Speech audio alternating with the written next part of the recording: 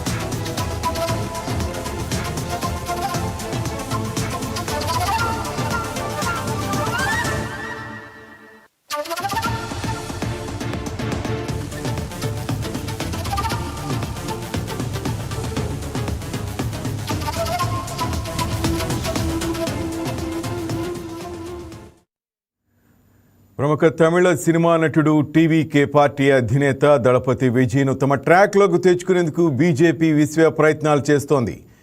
విజయ్ను ఒప్పించేందుకు ఎన్డీఏలో కీలకంగా ఉన్న పవన్ను రంగంలోకి దింపుతున్నట్టు తెలుస్తోంది. రేపు ఢిల్లీలో సిబిఐ విచారణకు విజయ్ హాజరు కానున్నారు. ఈ నేపథ్యంలో ఢిల్లీలోనే విజయ్తో డీల్ సెట్ చేసేందుకు ఎన్డీఏ నేతలు ప్రయత్నాలు మొదలుపెట్టారట. మరేపు దళపతి విజయ్ను ఒప్పించే బాధ్యత పవన్ కళ్యాణ్కు బీజేపీ అప్పజెప్పినట్లు ప్రచారం కూడా జరుగుతోంది. ఇదే అంశానికి సంబంధించి పూర్తి సమాచారం మా స్పెషల్ కరెస్పాండెంట్ రాజేష్ లైవ్లో అందిస్తారు. Rajesh, over to you. ఖచ్చితంగా అయితే తమిళనాడు రాజకీయాల్లో ఒక కీలక పరిణామానికి అవకాశం ఉందన్నట్టుగా కూడా రాజకీయ వర్గాలు చెప్తున్న పరిస్థితి కనిపిస్తుంది. ఎందుకంటే ఇప్పటికే టీవీకే పార్టీ పెట్టి మేనిఫెస్టో రిలీజ్ చేసి ప్రజల్లో బహిరంగ సభలు పెట్టి విజయ్ కూడా ప్రజల్లోకి వెళ్తున్న పరిస్థితి కనిపిస్తుంది. అంతేకాకుండా అన్నా డిఎంకే అలాగే బీజేపీ కూడా ఇప్పటికే పొత్తు కన్ఫర్మ్ అయిపోయింది. డిఎంకే కాంగ్రెస్ కూడా పొత్తు కన్ఫర్మ్ అయ్యి ప్రజల్లోకి వెళ్తున్న పరిస్థితి ఉంది. అయితే పూర్తిగా తమిళనాడులో అయితే బీజేపీ ప్రత్యేకంగా ఫోకస్ చేసింది విజయ్కున్న అక్కడున్న ఫాలోయింగ్ కావచ్చు, అలాగే అక్కడ ఉన్న పరిస్థితులు కావచ్చు, ఇంటర్నల్గా కూడా ఆయన సింగిల్గా పోటీ చేస్తేనే దాదాపు 20 పైగా స్థానాలు గెలుస్తారంటూ కూడా ఒక అంచనాకి బీజేపీ వచ్చినట్టుగా తెలుస్తుంది. ఇక తమతో కలిస్తే ఖచ్చితంగా తమిళనాడులో బీజేపీ అధికారం వస్తుందనేది కూడా కీలకంగా భావిస్తున్నారు. దానికి సంబంధించి కూడా బీజేపీ చాలా కీలక ప్రయత్నం అయితే చేస్తుంది. విజయ్ను ఒప్పించేందుకు అన్ని రకాల ఏదైతే అవకాశాలు ఉన్నాయో అన్ని అవకాశాలు కూడా అందిపుచ్చుకొని పూర్తిగా తమిళనాడు రాజకీయాల్లో బీజేపీ తన మార్పు చూపించుకోవాలంటూ కూడా ఇప్పటికే ప్రయత్నాలు అయితే జరుగుతున్నాయని చెప్పుకోవచ్చు. దానికి ప్రధానంగా దక్షిణాది రాష్ట్రాల నుంచి కీలకంగా ఉన్న ఏపీకి సంబంధించి డిప్యూటీ సీఎం పవన్ కళ్యాణ్ అయితే రంగంలోకి దించారంటూ కూడా ఒక ఇంటర్నల్గా కూడా సమాచారం అయితే రాజకీయ వర్గాల్లో చర్చ నడుస్తుంది. ఎందుకంటే అటు పవన్ కళ్యాణ్కి సంబంధించి కావచ్చు, విజయ్కి ఇద్దరు కూడా ఇండస్ట్రీ నుంచి ఉన్నారు, హీరోలుగా ఉన్నారు కాబట్టి ఇద్దరికి మంచి రిలేషన్ ఉంది. దాంతోపాటు విజయ్ టీవీకే పార్టీ పెట్టినప్పుడు మొదటిసారిగా ఆంధ్రప్రదేశ్ నుంచి డిప్యూటీ సీఎం పవన్ కళ్యాణ్ అతను విశ్వాస కూడా ఒక ప్రకటన రిలీజ్ చేయడం, వీళ్ళిద్దరుకున్న సంబంధాల దృష్ట్యా అంటే కూటమిలోకి ఎన్డీఏ కూటమిలోకి విజయం తీసుకొస్తే తమిళనాడులో ఖచ్చితంగా అధికారంలోకి చేపడతామంటూ కూడా బీజేపీ భావిస్తుంది. దీనికి సంబంధించి ఇప్పటికే ప్రయత్నాలు కూడా పవన్ కళ్యాణ్ చేస్తున్నట్టుగా తెలుస్తుంది. ఎందుకంటే ఆంధ్రప్రదేశ్లో సేమ్ ఎలా అయితే జనసేన పార్టీకి సంబంధించి కావచ్చు, ఇక్కడ పవన్ కళ్యాణ్ జరిగిన రాజకీయ పరిస్థితులు ఉన్నాయో ఆ పరిస్థితులు మొత్తం కూడా విజయ్కి ఎక్స్ప్లెయిన్ చేసినట్టుగా తెలుస్తుంది పవన్ కళ్యాణ్. ఎందుకంటే ఆ ఫాలోయింగ్ ఉండటం వేరు, దాన్ని ఓట్ బ్యాంక్గా మార్చుకోవడం వేరు. కీలకంగా పొత్తు పెట్టుకొని ఆ లిమిట్ స్థానాలకు పోటీ చేస్తే అప్పుడు ఓట్ బ్యాంక్ అనేది చీలకుండా ఉంటుంది అనేది ఆల్రెడీ ఆంధ్రప్రదేశ్లో రుజువైంది. దానికి సంబంధించి కూటమి ఇక్కడ పూర్తిగా అధికారంలోకి రావడం, జనసేన 100% స్ట్రైక్ రేటు సాధించడం, ఇవన్నీ కూడా విజయ్కి సంబంధించి రాజకీయంగా కూడా అతని ఎదుగుదలకు ఉపయోగపడతాయి. కాబట్టి సేమ్ ఆంధ్రప్రదేశ్ పరిస్థితులు, తెలంగాణ పరిస్థితి, తమిళనాడు పరిస్థితులు కూడా ఇంచుమించు ఒకేలా ఉంటాయి. కాబట్టి ఇవి అన్ని అంచనాలు వేసుకొని పవన్ కళ్యాణ్ అయితే విజయ్ని బీజేపీ కూటమిలోకి తీసుకురావడానికి ప్రయత్నం చేస్తున్నట్టుగా తెలుస్తుంది. అంతేకాకుండా ప్రధానంగా రేపు ఏప్రిల్లో జరగబోయే తమిళనాడు ఎలక్షన్కి సంబంధించి ఏదైతే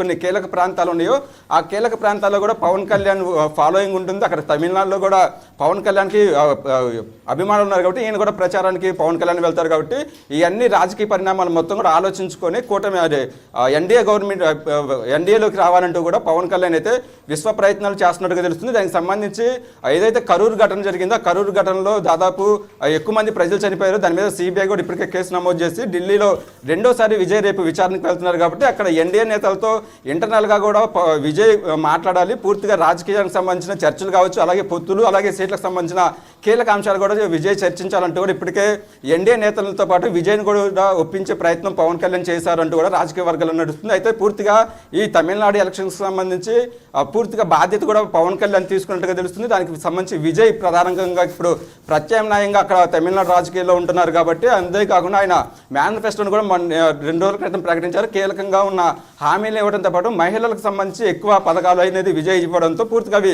ప్రజల్లోకి వెళ్ళే అవకాశం ఉన్నట్టుగా తెలుస్తుంది. మహిళా ఓట్ బ్యాంక్ అలాగే హీరోగా ఉన్నారు కాబట్టి అటు యువత ఓట్ బ్యాంక్ అనేది విజయ్కి కలిసి వచ్చే అంశం ఉంది. వీటన్నిటిని పరిగణన అంచనా వేసిన బీజేపీ అయితే తమిళనాడు రాజకీయాల్లో తన ముద్ర వేసుకోవడానికి చెప్తున్నట్టు పవన్ కళ్యాణ్ మాట విజయ్ వినే అవకాశం ఉంది. ఆల్రెడీ విజయ్ నిన్న మీటింగ్ లో చెప్పాడు, వేలూరు కానీ అటు తంజావూరు కానీ కొన్ని మీటింగ్స్ లో ఆయన చెప్పాడు, నా ప్రాబ్లమ్స్ నేను చూసుకుంటాను, మీరు దాని మీద ఎవరు కవలపడద్దు, భయపడద్దు, ఎవరు బాధపడద్దు, ప్రజల సమస్యల మీదే మనం ఆలోచిద్దామంటే ఆయన చెప్పాడు. ఈ నేపథ్యంలో పవన్ కళ్యాణ్ మాట వినే అవకాశం ఉంది. ఎందుకంటే ఈయన ఇండివిజువల్ పార్టీ పెట్టి ఇక్కడ ఆంధ్రప్రదేశ్లో వచ్చాడు.